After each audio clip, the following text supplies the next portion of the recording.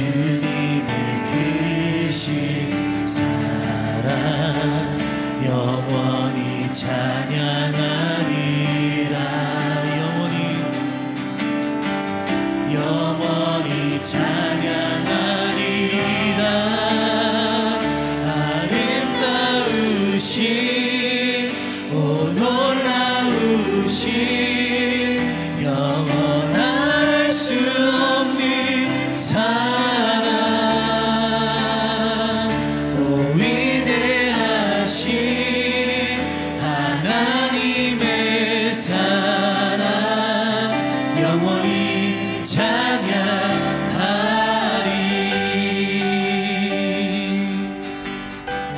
십자가 그 사랑 십자가 그 사랑 찬양하리. 날 구원하신 그 사랑 내 삶을 드려 찬양하리라.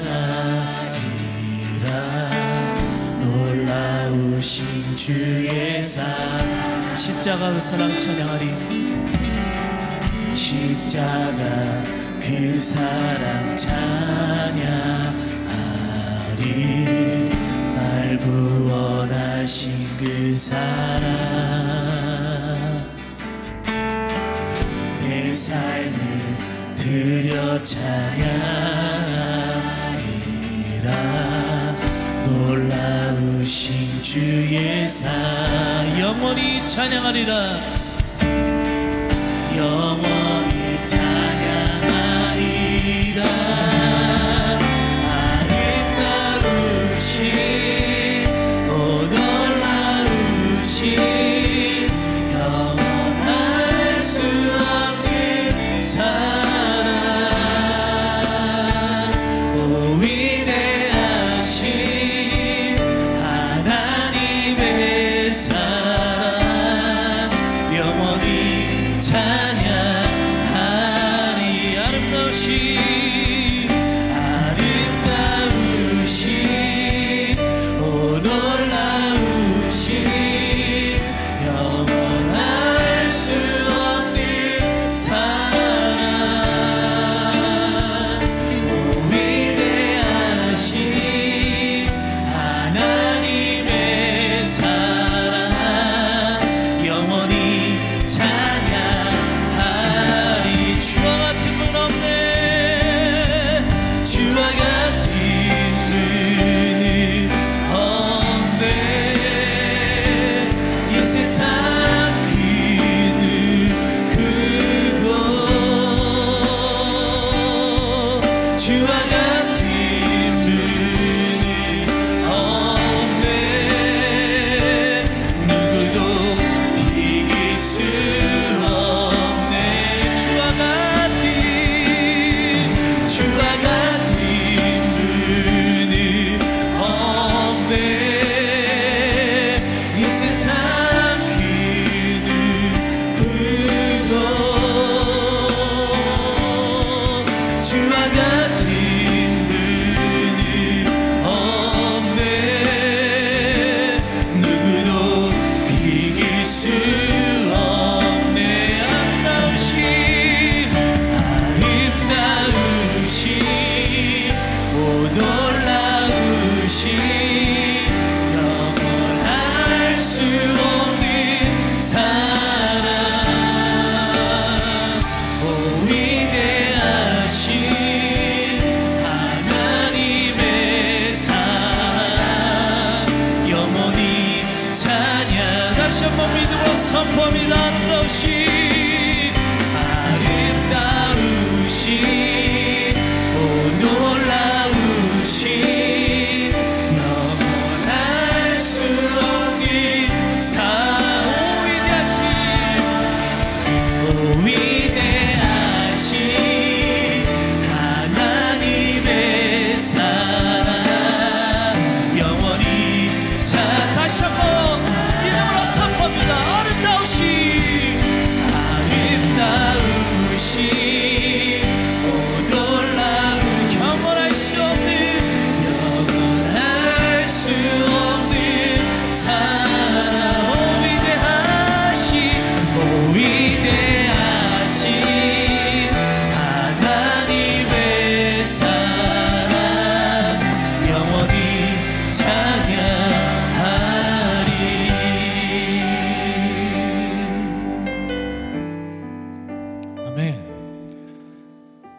십자가의 그 사랑은 우리가 말로 표현할 수 없는, 정말 형언할 수 없는 그 사랑일 줄 믿습니다.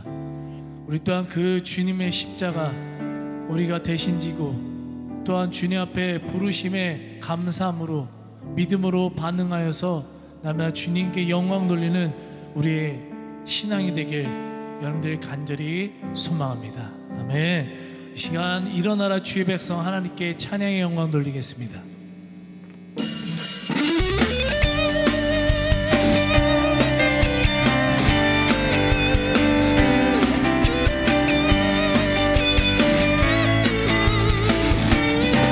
일어나라 주의 백성, 일어나라 주의 백성, 빛을 발하라. 주가 너의 영광으로 임하시리라. 일어나라, 일어나라 주의 백성, 빛을 발하라. 주가 너의 영광으로 임하시리라. 온 세상이 어둠 속에 헤매고 있지만 주가 너와 함께 계셔 회복을 명하리라. 일어나라, 빛을 발하라. 넌 백성이 너의 빛을 보고 사방에서 나오네. 일어나라, 빛을 발하라. 넌 백성이 너의 영광을 얻어 기뻐하는도다. 일어나라 주의 백성, 일어나라 주의 백성, 빛을 발하라. 주가 너의 영광으로 임하시리라. 네, 일어나라, 일어나라 주의 백성, 빛을 발하라. 주가 너의 영광으로 임하시리라. 온 세상이 어둠 속에 헤매고 있지만 주가 너와 함께 계셔 회복을 명하리라. 일어나라, 빛을 발하라. 넌 백성이 너의 빛을 보고 사방에서 나오네. 일어나라, 빛을 발하라. 넌 백성이 자유함을 얻어 기뻐하라. 일어나라, 빛을 발하라. 빛을 발하라. 넌 백성이 너의 빛을 보고 사방에서 나오래. 일어나라, 빛을 발하라. 넌 백성이 자유함을 얻어 기뻐하는도다. 주 날 구원했으니, 주 날 구원했으니 어찌 잠잠하리. 기쁨에 찬송 드리리. 주 내 죄 사했으니 어찌 잠잠하리. 기쁨에 경배 드리리. 주를 향한 나의 사랑, 주를 향한 나의 사랑 멈출 수 없네. 멈출 수 없네. 주를 향한 나의 정, 주를 향한 나의 열정 멈출 수 없네. 멈출 수 없네. 나 기쁨에 춤추리. 내 모든 슬픔 바꾸셨네. 난 기쁨에, 난 기쁨에 춤추리. 내 모든 삶 주 안에 있네. 주 날 보냈으니, 주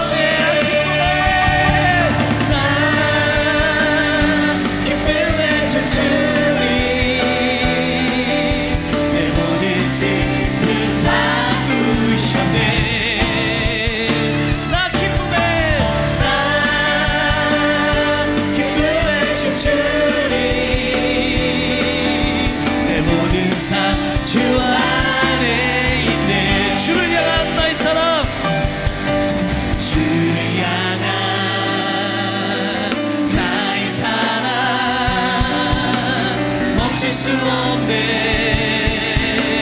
멈출 수 없네 주를 향한 나의 열정 멈출 수 없네 멈출 수 없네 아멘 나 기쁨에 춤추리 내 모든 슬픔 바꾸셨네 아멘 나 기쁨에 춤추리 내 모든 삶 주와 다시 한번 믿음으로 선포합니다 나 기쁨에 춤추리 나 기쁨에 춤추리 내 모든 슬픔 바꾸셨네 나 기쁨에 춤추리 내 모든 삶 주 안에 있네 내 모든 삶 주 안에 있네 내 모든 삶 주 안에 있네 내 모든 삶 주 안에 있네 우리 찬양만 하나님께 박수 올립니다 우리 삶이 날마다 주님 앞에서 기쁨이 멈추지 않는 그런 아버지 삶을 살기 간절히 소망합니다 아멘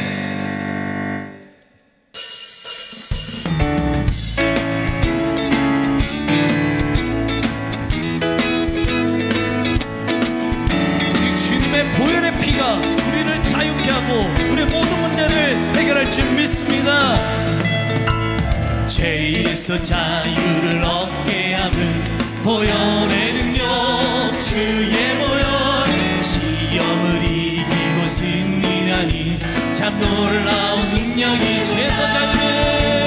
죄에서 자유를 얻게 하는 보혈의 능력 주의 보혈 시험을 이기고 승리하니 참 놀라운 능력이로다 주의 보혈 능력이 또다 주의 피 믿어 주의 보혈 그 어린 양의 매우 귀중한 피로 육체 정욕을 이길 힘은 보혈의 능력 주의 보혈 정결한 마음을 얻게 하니 참 놀라운 능력이로다 주의 보혈 능력이 또다 주의 피 믿어 주의 보혈 그 어린 양의 매우 귀중한 피로 눈보다 너에게 밝히는 것 보혈의 능력 주의 보혈 부정한 모든 것 밝히시니 참 놀라운 능력이로다 네 주의 보혈 능력이 또다 주의 피 믿어 주의 보혈 그 어린 양의 매우 귀중한 피 주의 복음을 전할 제목 그 주의 복음을 전할 제목 보혈의 능력 주의 보혈 날마다 나에게 찬송 주니 참 놀라운 능력이로다 주의 보혈 능력이 또다 주의 피 믿어 주의 보혈 그 어린 양의 매우 귀 4절만 다시 한번 찬양합니다 구주의 복음을 전할 제목 보혈의 능력 주의 보혈 날마다 나에게 찬송 주니 참 놀라운 능력이로다 주의 보혈 능력이 또다 주의 피 믿어 주의 보혈 그 어린 양의 매우 귀중한 피 주의 보혈 능력 주의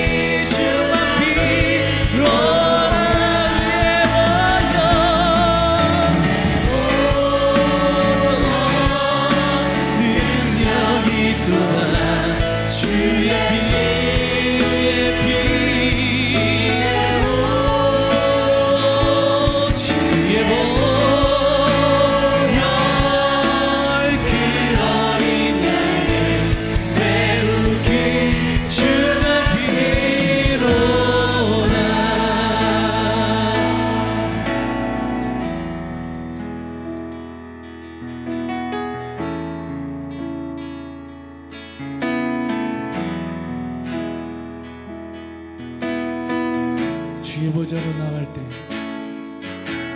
주의 보좌로 나갈 때에 어떻게 나가야 할까? 나를 구원한 주의 십자가 그것을 믿으며 가네. 주의 보좌로 주의 보좌로 나갈 때에 나 여전히 부족하나. 나를 부르신 주의 사랑 그것을 믿으며 가네. 자격 없는 내 힘이 아니 오직 예수님의 보혈로 자격 없는 내 힘이 아니 오직 예수님의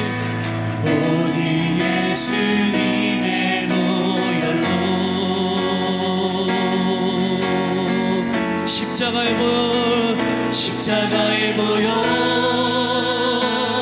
완전하신 사랑 힘입어 나갑니다.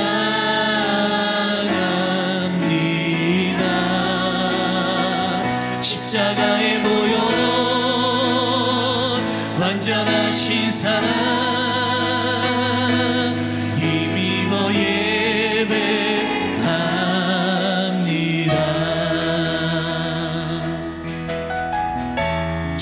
보좌로 나갈 때 주의 보좌로 나갈 때에 어떻게 나가야 할까?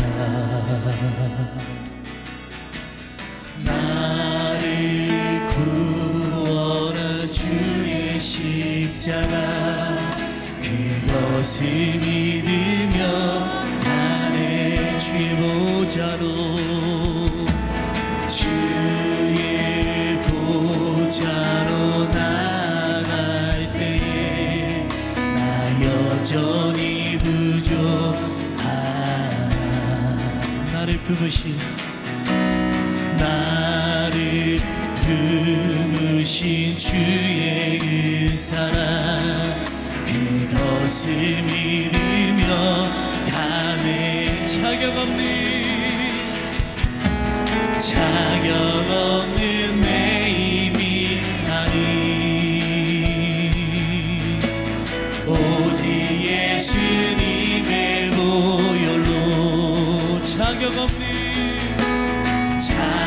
없는 내 힘이 아니 오직 예수님의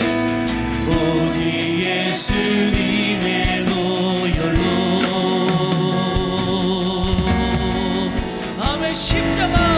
십자가의 보혈 완전하신 사랑 힘입어 나갑니다.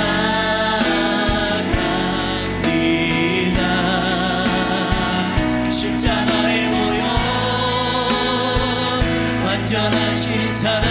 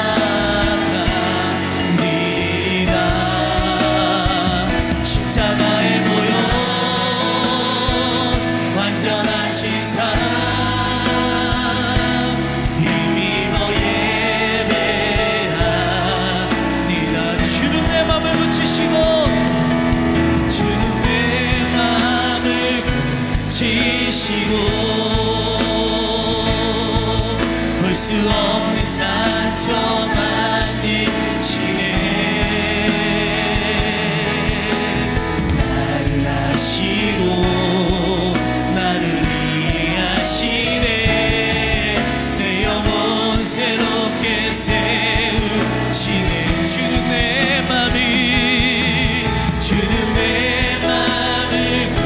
지시고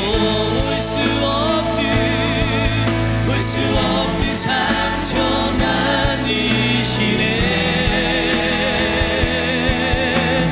나를 아시고 나를 이해하시네. 내 영혼 새롭게 세우시네. 주는 내 맘을 지시고 볼 수 없는 상처 만드시네. 나를 아시고 나를 이해하시네. 내 영혼 새롭게 세우시네. 나를 아시고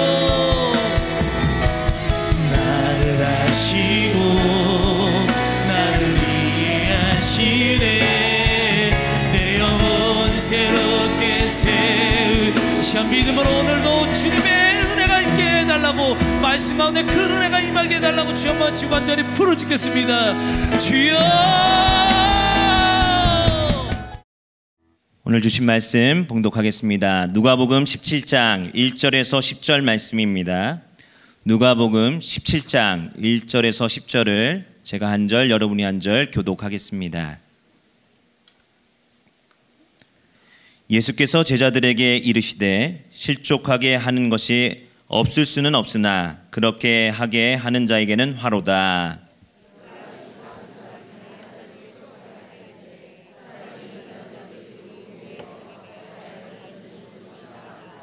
너희는 스스로 조심하라. 만일 내 형제가 죄를 범하거든 경고하고 회개하거든 용서하라.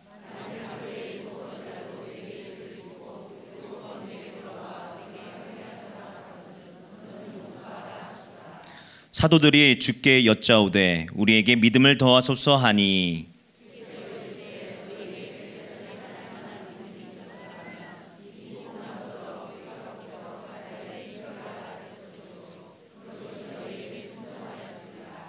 너희 중 누구에게 밭을 갈거나 양을 치거나 하는 종이 있어 밭에서 돌아오면 그더러 곧 와 앉아서 먹으라 말할 자가 있느냐?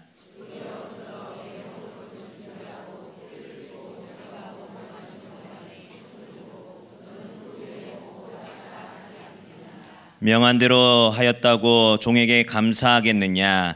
이와 같이 너희도 명령받은 것을 다 행한 후에 이르기를 우리는 무익한 종이라 우리가 하여야 할 일을 한 것뿐이니라 할지니라. 아멘. 이는 주의 말씀입니다. 아멘. 할렐루야. 예배에 오신 모든 성도님들에게 주 예수 그리스도의 은혜와 평강이 가득하시기를 먼저 기원합니다. 오늘 누가복음 17장 1절에서부터 10절 말씀을 읽었는데요, 19절까지 함께 말씀을 이 시간 나누고자 합니다. 이 누가복음 17장은 하나님 나라의 도래를 맞이하는 제자들이 어떤 자세를 가지고 살아가야 되는가에 대한 말씀입니다. 크게 17장은 4가지 부분으로 나뉘게 되는데요, 첫째는 실족과 용서에 대한 교훈이 1절에서부터 4절에 나옵니다. 둘째는 5절에서 10절인데 종의 자세에 대한 교훈을 담고 있습니다. 셋째는 아병 환자의 치유와 관련해서 감사에 대한 교훈을 11절에서부터 19절에 말씀합니다. 그리고 마지막으로 20절 이하에는 하나님 나라의 임함에 대해서 이렇게 대한 설교입니다. 누가복음 17장 전반부인 오늘 본문은 하나님 나라를 기대하며 살아가는 제자들이 이 세상을 어떤 자세를 어떻게 살아가야 되는가를 말씀하고 있습니다. 특히 믿음과 관련해서 말씀합니다. 성도 여러분, 우리는 예수 그리스도를 믿음으로 구원을 받았습니다. 그런데 주님께서 원하시는 믿음은 단지 입으로 또는 생각으로 머물러 있는 믿음이 아닙니다. 삶의 자리에서 구체적인 열매로 나타나는 믿음이 주님께서 원하시는 믿음인 줄로 믿습니다.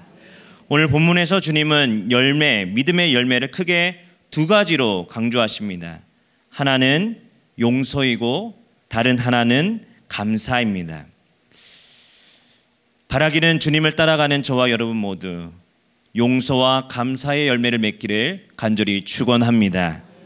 우선 제자들에게 원하시는 믿음은 상대방을 실족하지 않고 받아주는 믿음입니다. 한마디로 용서하는 믿음입니다. 우리 1절에서부터 4절 말씀을 다시 한번 교독하겠습니다.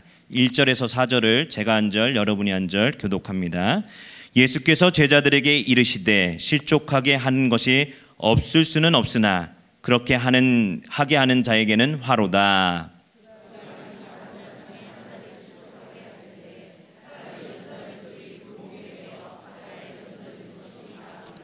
너희는 스스로 조심하라. 만일 내 형제가 죄를 범하거든 경고하고 회개하거든 용서하라.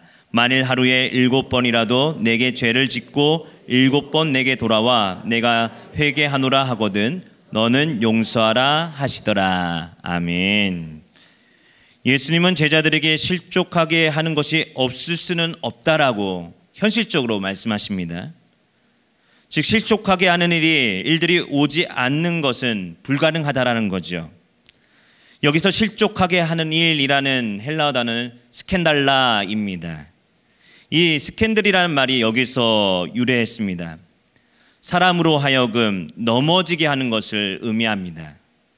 믿음의 공동체 내에서 상처받고 또 공동체를 떠나는 사람, 형제 자매들에게 상처를 입혀서 믿음을 버리는 모든 행위들이 스캔달라입니다.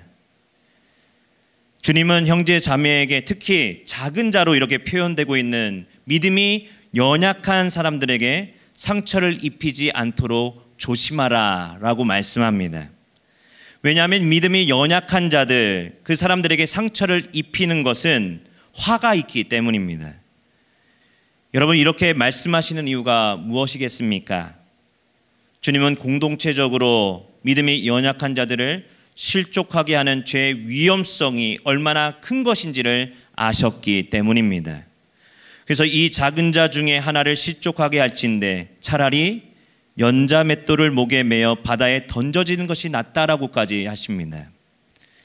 이 같은 주님의 말씀은 정말 맷돌을 목에 메고 바다에 던져져야 한다라는 것이 아니죠.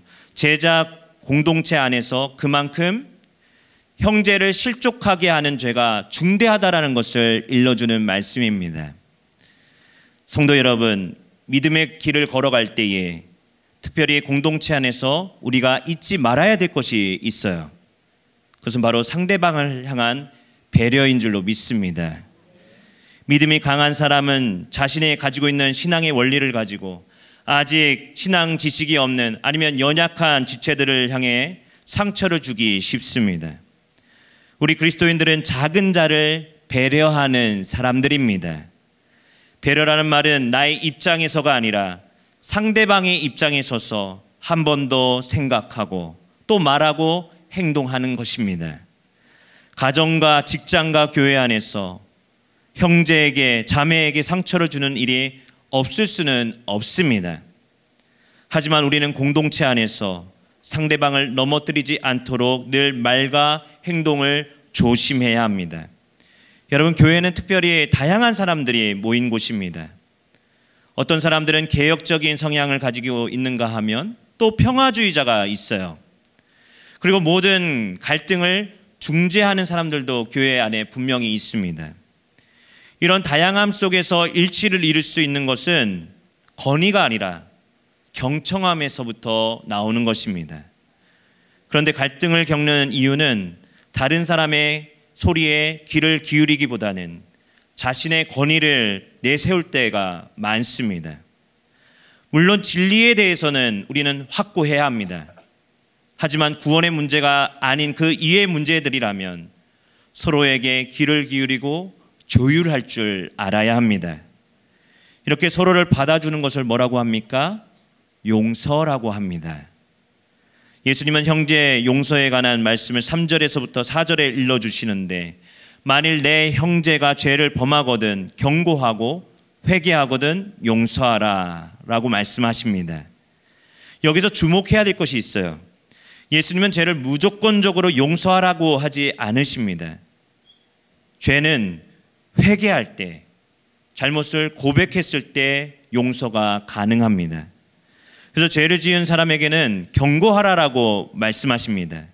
여기서 경고라고 번역된 단어는 에피티마오라는 단어인데, 형제의 죄를 분명히 말해주고 잘못을 뉘우치도록 명령하는 것입니다. 이것은 해도 좋고 안 해도 좋고 건면하는 게 아니라 명령하는 것입니다. 왜 이렇게 공동체 안에서 죄를 지은 형제에게 단호하게 이렇게 처신하라고, 행동하라고 주님은 말씀하시는 겁니까? 그만큼 죄는 파급력이 있기 때문입니다. 그래서 죄는 단순히 권고의 대상이 아니라 죄를 떠나도록 경계해야 하는 것입니다. 죄에 대해서는 엄격하고 단호해야 합니다. 하지만 죄를 지은 사람이 회개하면 그 형제를 용서해 주어야 합니다. 얼마나 용서해 주어야 합니까? 우리는 상대방이 계속 죄를 범하지만 잘못했다고 한다면 무한번 용서해야 합니다. 예수님은 이를 다음과 같이 표현하시죠. 만일 하루 7번이라도 내게 죄를 얻고 또 7번 내게 돌아와서 내가 회개하노라 하거든 너는 용서하라. 여러분, 여기서 7번이라는 숫자가 나오죠. 이 7번이라는 숫자는 단순히 문자적으로 횟수만을 의미하지 않습니다. 7이라는 수는, 성경에서 7이라는 수는 뭡니까? 이스라엘 백성들에게 완전함을 의미합니다. 어떤 사람이 죄를 회개하고 뉘우치면 완전함 중에서도 가장 완전하게 한없이 끝없이 헤아릴 수 없이 반복해서 용서해 줘라라는 말씀입니다.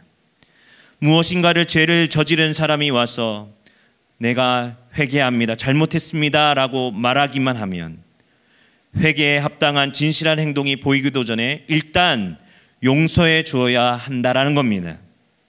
물론 내가 회개합니다 라고 하는, 잘못을 저지른 사람이 회개합니다고 하는 그 말에는 진정성이 담겨져 있어야 하지요. 그러나 여러분, 예수님의 이 말씀을 막상 우리의 삶에 옮긴다라고 한번 생각해 보십시오. 우리는 주님께서 말씀하시는 용서의 사명을 실천하기란 정말 힘이 듭니다. 아니, 솔직히 말해서 불가능한 것처럼 보입니다. 그래서 이 말씀을 듣고 한 번도 아니고 두 번째 와서 내가 잘못했으니까 용서해 달라고 한다면 우리는 상대방을 받아주기보다는 훈계하거나 받아주지 않을 경우가 많이 있습니다. 예수님은 무한한 용서를 가장 중요하게 하지만 생각하십니다. 용서의 횟수도 중요하죠. 그러나 완전한 용서를 우리에게 말씀하시는 이유는 용서의 방식이 더 중요하기 때문입니다. 여러분, 마음을 다해서 7번 용서하라는 이유는 뭡니까? 말씀하시는 의도는 완전하게 마음을 다해서 용서해 주라는 것입니다. 머리뿐만 아니라 마음속 깊은, 아니 우리의 무의식 속에서도 용서할 수 있어야 합니다. 이런 완전한 용서는 그런데 우리의 힘으로는 도저히 불가능합니다. 오직 우리에게 베푸신 하나님의 사랑만으로 가능한 줄로 믿습니다. 그렇습니다. 우리가 상대방을 용납할 수 있는 것은 우리 자신의 어떤 선함이라던가 생각이라던가 경험에 근거해 있지 않습니다. 오직 우리를 용서하시고 받아주신 하나님의 사랑에 기반해 있습니다. 그런데 더 중요한 것은 주님은 용서받은 죄인인 저와 여러분을 향해서 서로를 용납해 주기를 원하십니다. 바라기는 주님의 뒤를 따라가는 여행자 예수님을 뒤를 따라가는 저와 여러분 모두에게 하나님의 사랑으로 용서의 열매를 맺기를 간절히 축원합니다. 이렇게 용서의 열매를 맺기 위해서는 우리에게 무엇이 필요합니까? 주님께서 주시는 믿음이 필요합니다. 그래서 제자들을 향해서 제자들은 주님을 향해서 뭐라고 요청하냐면 믿음을 더해달라라고 이렇게 요청합니다. 우리 다 함께 5절에서부터 6절 말씀을 한 목소리로 읽겠습니다. 5절에서 6절 말씀 시작. 사도들이 주께 여짜오되 우리에게 믿음을 더하소서 하니 주께서 이르시되 너희에게 겨자씨 하나일 만한 믿음이 있었더라면 이 뽕나무더러 뿌리가 뽑혀 바다에 심기어라 하였을 것이요 그것이 너희에게 순종하였으리라. 아멘. 여러분, 이 단락에서 중요한 말씀이 있죠. 제자들의 간청입니다. 우리에게 뭐를 더해 달라고요? 믿음을 더하소서. 이 믿음은 회개하는 자를 용서해 주는 믿음입니다. 제자들이 주님께 청하는 것은 믿음의 양을 더해 달라고 하는 것이 아니라 믿음의 수준을 높여 달라는 뜻입니다. 질적으로 우리는 도저히 불가능하지만 주님 우리에게 믿음을 더해 주셔서 우리도 주님의 사역에, 용서의 사명에 감당할 수 있도록 힘을 더해 달라는 것입니다. 이에 대해서 주님은 6절 말씀에 믿음의 질적인 성격에 대해서 말씀하시는데, 너희에게 겨자씨 한 알만한 믿음이 있었더라면, 즉 살아계신 하나님을 믿고 의지하는 참된 믿음이 조금이라도 있다면 믿음의 역사가 일어날 것이다 라고 말씀해 주십니다. 이뿐만이 아닙니다. 예수님은 제자들이 믿음을 자기들이 무슨 일을 하는데 사용하는 도구쯤으로 생각하는 것에 대해서도 경계하고 계세요. 여러분, 믿음이라는 것, 우리가 주님을 믿는다라는 것은 어떤 우리가 능력을 행하거나 어떤 일을 이루기 위한 도구가 아닙니다. 주님 원하시는 믿음이란 하나님을 의지하고 신뢰하는 것입니다. 우리의 문제를 내어 맡기는 것입니다. 이것이 바로 믿음입니다. 여러분, 오늘 우리가 하나님께 믿음을 더하소서라고 이렇게 기도하는 것은 어떤 능력을 받기 위해서가 아니라 자기 중심적인 어떤 요구가 아닙니다. 믿음을 더하소서라고 하는 이 제자들의 고백과 그리고 간청은 내 삶은 다른 힘이 아니라 다른 힘을 의지하기보다는 하나님의 영광을 구하겠습니다라는 그런 신뢰의 표현인 줄로 믿습니다.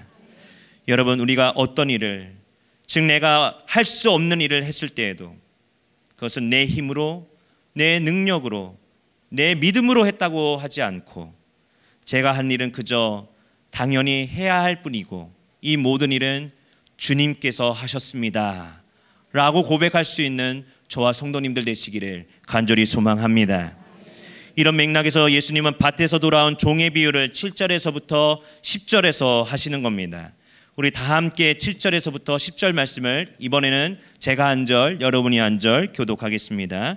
7절에서 10절입니다. 너희 중 누구에게 밭을 갈거나 양을 치거나 하는 종이 있어 밭에서 돌아오면 그더러 곧 와 앉아서 먹으라 말할 자가 있느냐?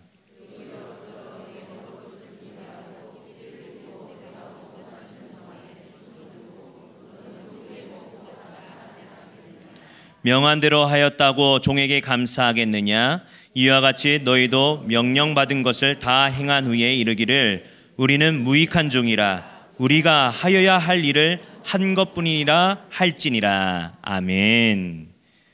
여러분, 예수님께서 믿음을 더해달라고 하는 제자들을 향해서 종의 비유를 드시는 이유가 뭡니까? 진정한 종은 명령을 받은 대로 행한 후에도 칭찬이라던가 대가를 바라지 않는다라는 겁니다. 그저 내게 맡겨진 일들, 그저 감당하는 것이 진정한 종의 자세입니다. 만일 누군가가 고마움과 칭찬의 표현을 했을 때라도 우리는 어떻게 해야 됩니까? 우리는 그저 할 일을 했을 뿐입니다 라고 반응하는 것이 참된 종의 표현이죠. 우리 그리스도인들은 바로 이 종의 자세를 잊지 말아야 합니다. 우리는 자신의 일을 감당하면서도 만일 특권과 감사의 조건이 주어져 있을지라도 그것이 내 힘으로 내가 당연히 받는 것으로 생각한다면 우리는 그것은 정말로 주님이 원하시는 일이 아닙니다. 주님은 내가 해야 할 일을 감당하는 것이 당연합니다라고 하는 이 믿음의 고백을 오늘 이 자리에 나와서 함께 기도하기를 원하시는 성도님들에게 요구하고 계십니다. 하나님을 믿는다라는 건 뭡니까? 여러분, 주님을 믿는다라는 것은 사심 없이, 까닭 없이, 이유와 조건 없이 믿는 거예요. 그런데 제자는 믿음을 삭칭하거나 하나님의 이름을 이용해서 자기의 영광과 특권을 누리는 사람들이 아닙니다. 제자는 하나님께 명하신 것을 마땅히 수행하고 실천하고 옮기는 사람이고 거기에 대해서 내가 어떤 대가를 바라는 사람이 종이 아닙니다. 여러분, 어떤 선한 일을 감당한다고 할 때에 내게 왜 이런 힘든 일을 해야 되지? 이만큼 수고했는데 왜 나에게는 왜 이런 수고를 알아주는 사람이 아무도 없는 거지? 이런 생각이 든다면 그 사람의 마음과 삶에는 뭐가 생기기 시작합니까? 미움과 다툼과 어려움이 그 심령 속에 지배할 수밖에 없습니다. 반대로 이 일은 내가 감당해야 될 마땅한 일이야 라고 받아들인다면 우리 주변에는 어떤 열매가 맺습니까? 감사의 열매가 자연스럽게 맺혀지는 줄로 믿습니다. 그렇습니다. 제자들이 맺어야 될 첫 번째 열매는 주님께서 날 받아주신 것처럼 서로를 용납하고 용서하는 용서의 사명입니다. 바라기는 저와 여러분 모두에게 하나님의 용서처럼 마음을 다해서 완전하게 용서하기를 간절히 소망합니다. 다음으로 주님 따르는 우리는 감사의 열매를 맺어야 됩니다.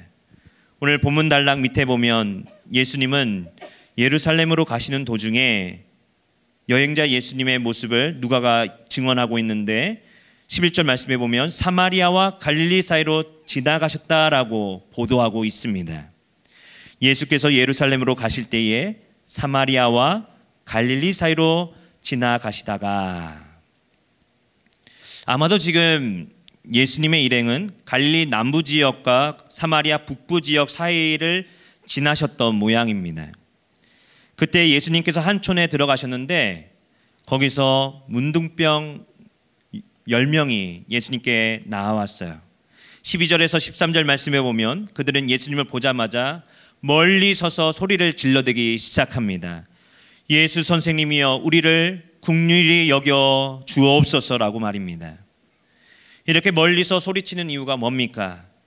아무도 그들을 도와주지 않고 돌봐주지 않았기 때문입니다. 버림받고 소외된 문둥병자들은 예수님을 향해서 불쌍히 여겨서 낫게 해달라고 지금 간청하고 있습니다. 이들은 정결법에 접촉되었기 때문에 일반 사람들에게 가까이 다가가지 못했어요. 이들이 할 수 있는 일이라고는 뭐밖에 없습니까? 멀리 서서 외치는 일밖에 없었습니다. 아마도 그들은 예수님께서 수많은 병자를 고치시고 나병도 낫게 하시다라는 그런 소문을 들었습니다. 그리고 두 번 다시 찾아오지 못할 기회가 오자마자 그들은 그 기회를 놓치지 않기 위해서 큰 소리로 불러대기 시작합니다. 여러분, 저와 여러분에게도 어떤 다급한 일이 닥친다면 예수님께 부르짖지 않습니까? 우리가 부르짖는 이유가 어디에 있습니까? 우리 자신의 문제를 해결해 줄 수 있는 절실함을 가지고 있지만 그 절실함의 문제를 해결해 주실 수 있는 예수님이 계시기 때문입니다. 바로 우리의 기도에 응답해 주시는 예수님이 계시기 때문이지요. 이 시간 우리가 기도할 수 있는 이유, 여러분 어떤 마음으로 이 시간 나온지 모르겠지만 우리가 기도할 수 있는 이유는 단 한 가지입니다. 우리의 기도를 들어주시는 분, 분명한 하나님이 살아계시고 지금도 역사하고 계시고 성령 하나님께서 저와 여러분의 마음과 생각을 주장해 주시라 믿습니다. 부르짖는 저와 여러분에게 특별히 절박한 심정을 가지고 저희를 불쌍히 여겨달라고 부르짖는 저와 성도님들 되시기를 간절히 기원합니다. 이렇게 부르짖는 10명의 나병 환자의 소리를 들으시고 예수님은 14절 쭉 내려가서 14절 말씀해 보면 가서 제사장들에게 너희 몸을 보이라라고 일러주시죠. 그러자 그들이 가는 중에 깨끗함을 받았다라고 성경은 말씀합니다. 여러분, 여기서 나병 환자들을 향해서 가서 제사장들에게 너희 몸을 보이라라는 말씀은 이들의 병이 곧 나음을 받는다라는 것을 기정사실로 하고 있다라는 점을 주목해 보십시오. 왜냐하면 당시 병의 나음, 나병에 나았다라는 것의 유무는 누가 판단하는 겁니까? 제사장이 판단하는 겁니다. 나병 환자들을 향한 주님의 말씀에는 이미 그들의 병이 나음을 받는다라는, 그들 모두가 치유받을 것이라는 사실을 전제로 하고 있습니다. 그리고 정말 제사장에게 가는 길 도중에 그들 모두 나음을 받았습니다. 할렐루야. 성도 여러분, 예수님의 말씀에 순종할 때 고침의 역사가 있는 줄로 믿습니다. 치유의 역사는 언제 일어납니까? 하나님의 말씀에 순종할 때 뒤따라 오는 것입니다. 이렇게 10명의 나병 환자가 예수님의 말씀에 따라서 제사장에게 가는 도중에 모두가 깨끗함을 받았습니다. 그런데 더 중요한 사실은 이 치유받은 10명 중에 단 한 사람만이 자신이 나은 것을 보고 예수님께 돌아와서 그 발 아래 엎드려 감사했다라는 겁니다. 그 사람은 누구입니까? 유대인들이 혐오하고 싫어하는 사마리아인이었습니다. 평소에 사마리아인이라고 하면 냉대받고 차별받으면서 살았을 겁니다. 그리고 더군다나 지금 그는 어떤 사람이었습니까? 조금 전까지만 해도 나병까지 걸려서 사회적으로도 완전히 격리된 나날을 보낼 수밖에 없었습니다. 사마리아인은 자신이 나은 것을 보고 너무 감사해서 예수님께로 돌아왔습니다. 사마리아인은 먼저 예수님께 돌아와서 감사의 고백을 하고 나서도 제사장에게 가서 뒤늦지 않다라는 것을 깨달았습니다. 그러나 다른 9명의 생각은 달랐습니다. 한시라도 빨리 제사장에게 가서 깨끗하다라는 판정을 받고 빨리 정상적인 생활로 돌아갈 것을 기대하고 있었습니다. 그들은 오직 자신의 유익과 장래에 대한 생각뿐이었습니다. 그리고 이런 자기 중심적인 생각은 예수님께서 나를 고쳐주셨다는 사실마저도 그다지 중요하지 않은 것으로 생각했습니다. 그저 자신들이 나음을 받았고 한시라도 빨리 공동체에게로 돌아가는 것이 중요한 그들의 문제거리였습니다. 그러나 사마리아 사람은 달랐습니다. 그는 예수님께 돌아와서 예수님의 발 아래 엎드려 주님께 감사했습니다. 돌아온 그를 보시면서 주님은 다음과 같이 말씀하시죠.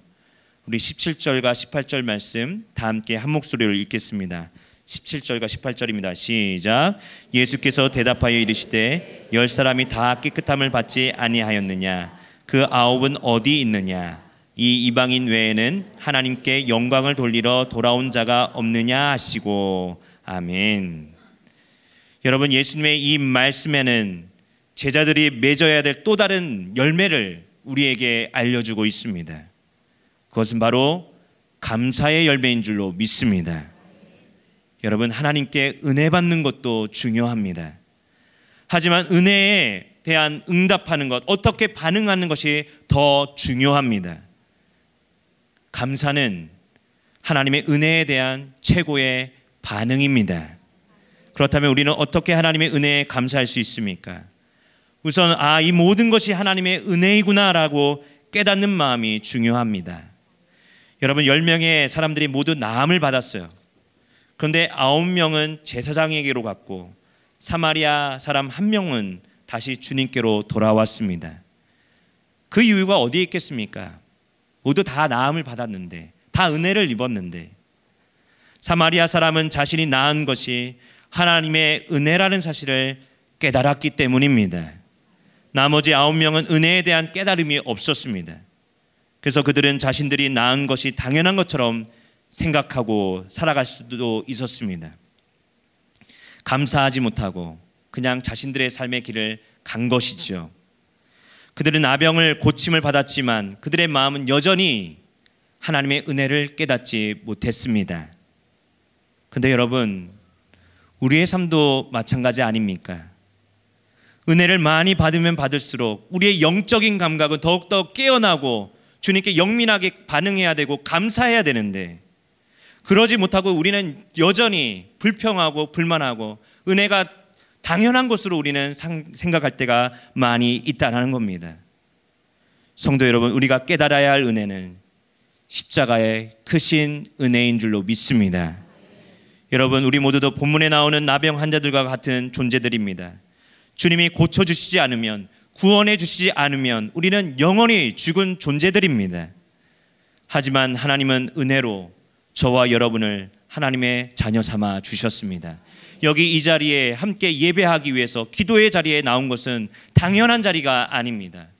이 자리는 은혜 입은 자리이고 은혜를 감사하는 자리인 줄로 믿습니다. 은혜를 깨달은 사람은 주님께 나와서 감사할 수밖에 없어요. 감사는 모든 상황을 넘어서서 하나님의 은혜에 대해서 반응하는 것입니다. 하나님의 은혜를 맛본 사마리아 사람은 하나님께 영광을 돌렸습니다. 예수님의 발 아래 엎드렸고 감사했습니다. 은혜를 깨달은 사람은 항상 하나님을 향해서 찾아오기 마련입니다. 저희가 드리는 예배도 하나님의 은혜에 감사하면서 응답하는 자리가 아닙니까? 여러분, 우리 기독교는 어떤 종교입니까? 돌아오는 종교입니다. 어떤 돌아오는 것입니까? 주님의 은혜에 대해서 늘 돌아가고 주님께로 돌아가는 것이 바로 저와 여러분의 신앙이 아닙니까? 은혜에 감사하면 우리는 하나님께 돌아올 수밖에 없습니다.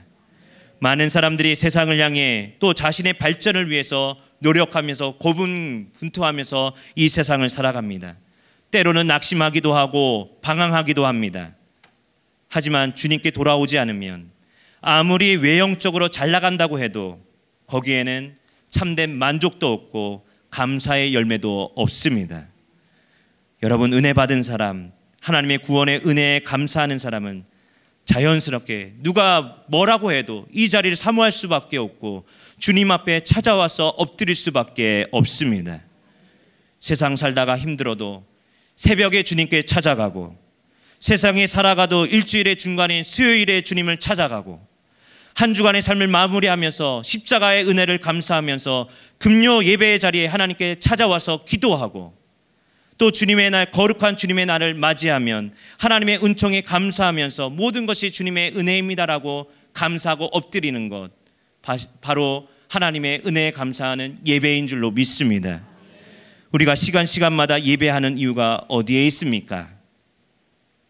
바로 우리 모두는 하나님의 은혜 입은 자들이기 때문입니다. 하나님의 은혜에 감사하기 때문에 우리는 예배하는 것입니다. 예배는 하나님의 은혜에 감사하는 사람만이 드릴 수 있는 특권인 줄로 믿습니다. 바라기는 저와 여러분 모두 항상 하나님의 은혜를 깨닫고 주님 앞에 늘 나와서 엎드려 경배하는 예배자의 삶이 되기를 간절히 축원합니다. 은혜에 감사하며 찾아온 사마리아 사람을 향해서 예수님은 더 귀한 축복을 약속해 주시는데, 바로 어떤 축복을 약속하십니까? 구원에 대한 선언을 해 주십니다. 19절 말씀을 제가 19절 말씀 다 함께 한번 읽어보겠습니다. 19절입니다. 시작. 그에게 이르시되 일어나 가라, 내 믿음이 너를 구원하였느니라 하시더라. 아멘. 여러분, 여기서 구원이란 단지 자신의 육신의 병고침만을 의미하지 않고 주님의 자녀로, 하나님의 자녀로 받아들여진 것입니다. 하나님의 품을 떠나갔던 자가 하나님께로 돌아와서 거하는 것이, 무릎 꿇고 주님께 감사하는 것이 구원입니다. 제사장에게 곧바로 갔다라면 사마리아인 역시 병나음의 선언을 들었을 거예요. 제사장에게 당신도 이제 공동체로 돌아갈 수 있습니다라고 이런 병고침에 대한 선언은 들었을 겁니다. 하지만 사마리아인은 예수님께로 돌아왔습니다. 돌아온 사마리아인을 향해서 주님은 무엇을 이야기합니까? 병고침의 선언이 아니라 구원의 선언을 해주시고 있는 줄로 믿습니다. 그런데 이렇게 구원을 선포하실 수 있고 선언하실 수 있는 이유가 어디에 있습니까? 예수님은 하나님의 아들이시고 저와 여러분을 구원하시는 구원자이시기 때문입니다. 여러분, 주님은 나병 환자의 믿음의 열매인 감사를 보시고 그가 구원받은 하나님의 자녀라는 사실을 확인시켜 주시고 있습니다. 하나님의 은혜에 진정으로 감사하고 또 믿음으로 응답하는 사람들에게는 단지 병고침의 문제 해결만의 어떤 선언이 아니라 구원의 선언을 해주고 계십니다. 오늘 이 시간 우리 모두 여러 가지 문제의 삶의 문제를 가지고 나왔을 겁니다. 하지만 하나님의 은혜에 감사합시다. 그리고 그것을 넘어서서 하나님은 믿음으로 응답하는 자들에게, 감사하는 자들에게 구원의 자녀라는 사실을 선언해 주시고 품어 주실 줄로 믿습니다. 내 믿음이 너를 구원하였느니라. 여러분, 우리의 상한 심령을 내려놓고 기도할 때 내 믿음이 너를 구원하였다라는 주님의 음성을 듣는 복된 성도님들 되시기를 간절히 소망합니다.